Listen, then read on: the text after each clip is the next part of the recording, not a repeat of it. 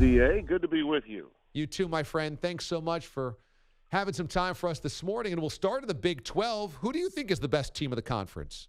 I not only think Oklahoma State's the best team in the conference, I think they're the most complete team in the country this side of Georgia.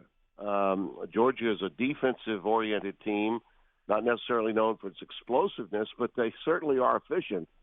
You know, everybody keeps talking about when is Daniels going to take over for the caretaker, Stetson Bennett. But, you know, what I'm seeing is a pretty good offense that plays complementary football with the best defense in the country in Georgia. Oklahoma State is very similar. Spencer Sanders has evolved as a really efficient leader. He's not turning the ball over, and he stayed healthy, which I think is key.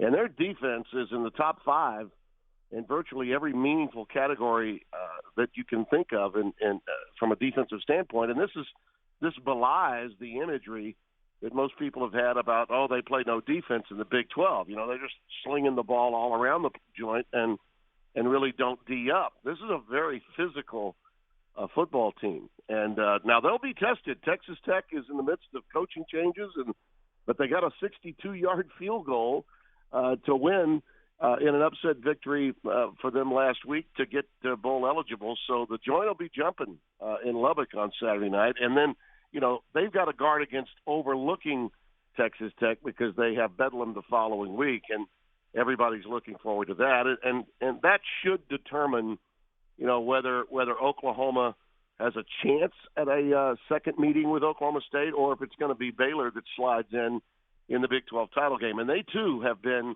an impressive team. They lost a tough one to TCU when a kid came off the bench, Chad Morris's son, the former Clemson OC and head coach at Arkansas. Chandler had an unbelievable game that day, and that was one that shook him up a little bit. But Baylor is legit, too. I think they proved that last week. It's funny, as you said, the Big 12 always known as no defense, but both Baylor and Oklahoma State play great defense, and that's going to define who wins this conference this year and perhaps a spot in the college football playoff. We'll see how things shake out. But you have been one of the most vocal critics about the college football playoff. Pure playoff privilege is what you've called it. You've also said there's corruption with Brando and the rest of this committee. So last night, Edition 3 comes out. What's your biggest problem with the rankings? Well, just lying, you know, and using the quote-unquote metrics that they have in front of them. You know, when I hear FPI, you know, this crazy metric that they use for situational ethics, that's what it is. It's code for that. You get a question, okay, how can Michigan be ranked ahead of Michigan State?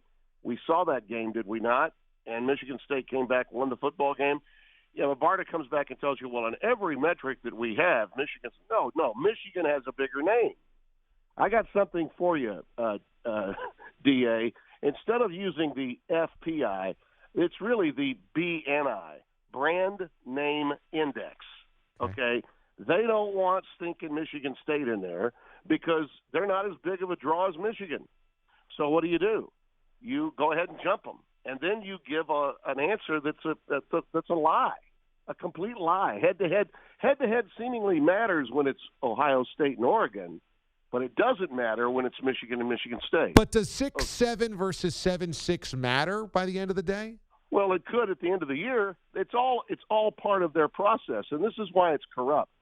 And last year was the end of it for me. Okay, I just finally said it. Now there are well-intentioned people that I know and like on this committee. All right, but they all come from the same venue.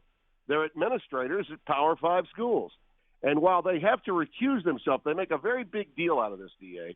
Well, you know, when my team comes up for conversation, I will recuse myself. But you know what? They don't recuse themselves from the room when one of their conference members comes up. And their financial coffers are getting full when they're voting in favor of their conference members. You know, we once vetted, when we started this thing in 2014 and Condoleezza Rice was on it, so many others, we were vetting these people on the committee, this 13-member blue ribbon panel, like there was no tomorrow. I dare say anyone even knows who's on this committee now. They're worn-out coaches that they retread in there that see the same brand names and believe that team, based on, oh, that's Alabama, well, they got to be propped. I don't care how badly they played or who they played non-conference. The SEC gets to play 8 conference games instead of 9. They don't even wink about playing Charleston Southern and Mercer and Jacksonville State, whoever else that they want to put on their schedule in November. No one says a thing, and they get away with it. Yet strength of schedule will keep Cincinnati out of it. Well, they can't help the fact that they're in a league that doesn't have the same strength of schedule that the SEC or the Big 12 does. But are they keeping Cincinnati out of it? Let me ask you this, DA. Yeah. Who has the best road win among the teams you saw ranked last night? Who has the best road victory among the teams you saw in the top 10 last night? It's either Cincy or Oregon. No, it is definitely Cincinnati because Ohio State was not a very good team, and I had them barely beating Tulsa the week after that. So I know that Ohio State isn't all that from a defensive standpoint. Now, they've improved. There's no question. They've got great talent. No question. Offensively, great talent, and may well win the Big Ten. Could crush Michigan State this week. Could get Michigan again in the following week. But where week. would you put Cincinnati? They earn the right to be in, but they'll throw dirt on a schedule for Cincinnati. But where would you put the Bearcats? On an SEC schedule. If you're in the committee and you're in that room, where do you argue the Bearcats should be? They should be 2. They should be 2. They're undefeated. What you do early in the season should matter. They play a very, very difficult schedule within their league. SMU's a good team. Houston finally got ranked. Why do you suppose it took this long to get any of their brethren from the American Conference ranked? I'll tell you, because the committee wants to say they don't have any wins over ranked opponents. That's why. Well, that's the best argument. When I see 3 lost teams out of the Big Ten ranked, but no Houston and no SMU, that is code for corruption. But you're telling me that an SEC team like Alabama is not beating better teams than Cincinnati is beating? Oh, sure they are, but that's because of the league that they're in, DA. Well, yes, but we have to use that, right? We can't put Cincinnati 2. When you get away with that god-awful non-conference schedule and no one calls you on it, that's a problem. And they're playing these games not in September. They're playing them in November. Check out that SEC schedule last week and the schedule the league has this week. It's an abomination. I totally agree. Totally agree. But I don't know how you can argue Cincinnati beyond the Notre Dame game because, A, they're not playing anybody significant, as you said, and, B, they're struggling with bad teams. Wait a minute. They're playing an SMU team that's pretty good, and they're about to play Houston. Okay, so those are fringe top 25 teams. Those are number 22 to 25. They're fringe because the committee just put them in. They were in the AP poll all year. But do you think in the AP poll all season long? But do you think SMU or Houston is legitimately a top 15 team?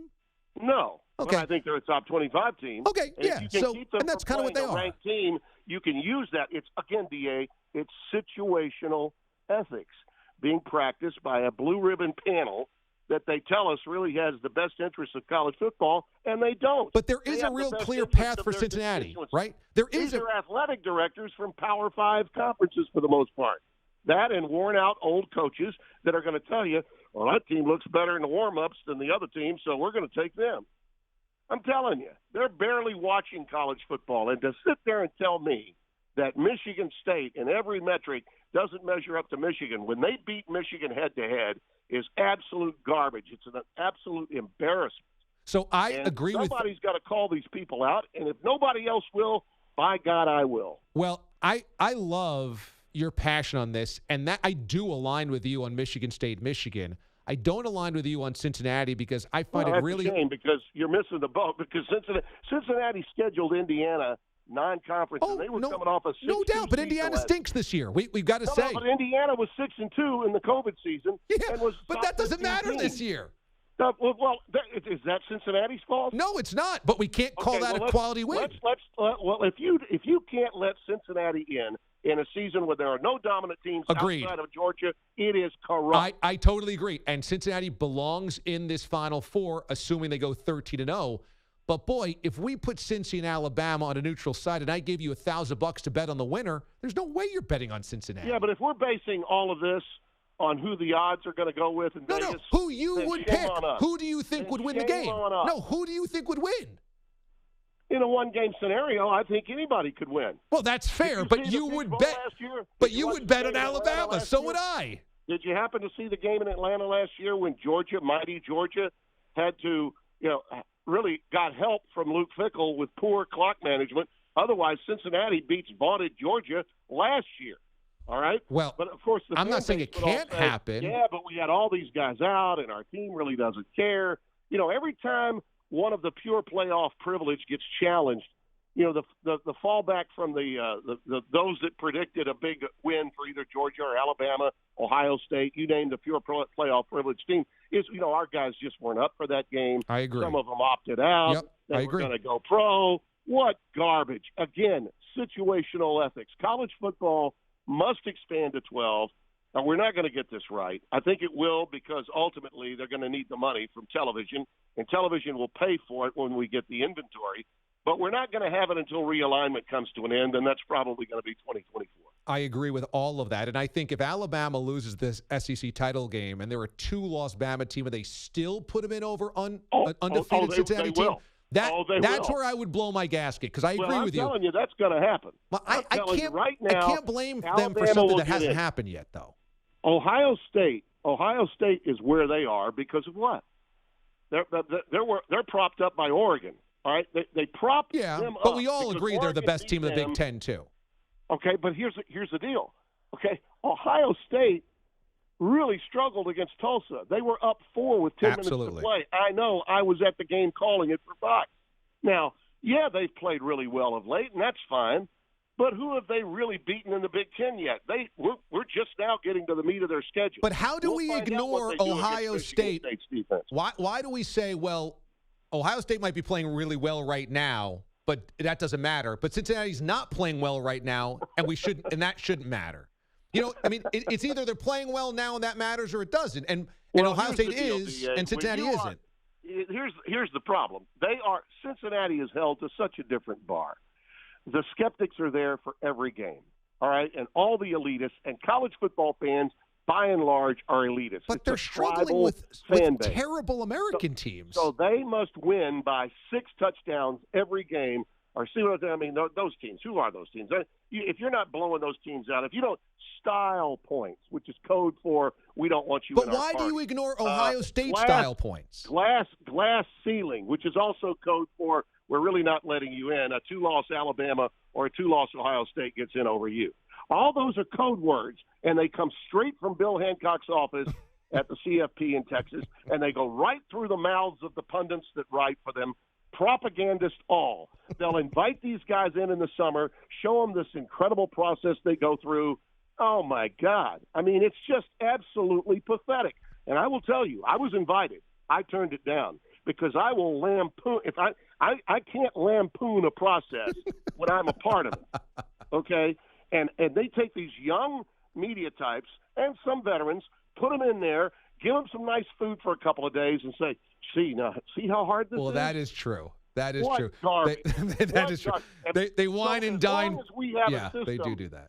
As long as we have a system, DA, where somebody is telling me who the teams are going to play for the national championship for by saying, we think, well, you know what? We think sucks.